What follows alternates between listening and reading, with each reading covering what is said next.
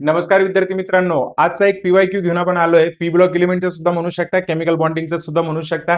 काय विचारलेलं आहे बघा पीवायक्यू मध्ये, what is the shape of bromine pentafluoride. Question मध्ये ब्रोमीन पेंटाफ्लोराइडच दिलेला आहे आपल्याला. फॉर्म्युला मी लिहिलाय. ब्रोमीन पेंटाफ्लोराइडचा फॉर्म्युला काय असतो बेटा, BrF5 असतो. जर आपल्याला शेप माहिती असायला जर पाहिजे तर त्यासाठी आपल्याकडे हायब्रिडायझेशन असणं काय बेटा गरजेचं आहे. किंवा तुम्ही VSPR थेरी सुद्धा यूज करू शकता, पण हायब्रिडायझेशन कन्सेप्ट जर आपल्याला कळाला तर इझिली सॉल्व्ह होऊ शकतं. हायब्रिडायझेशनचा फॉर्म्युला बेटा काय 1/2.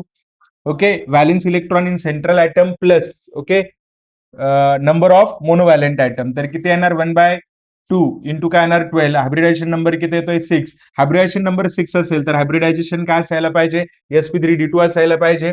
आता sp3d2 म्हटल्यानंतर याच्यामध्ये 6 बॉन्ड पेयर असणं अपेक्षित आहे आपल्याला, परंतु याच्यामध्ये आपल्याला बॉन्ड पेयर किती मिळत आहेत 5. म्हणजे डेफिनेटली एक काय असायला पाहिजे, लोन पेयर असायला पाहिजे. सेंटरला आपण ब्रोमिन लिहिला, एक लोन पेयर त्याला दिली, बाकीची अरेंजमेंट केली.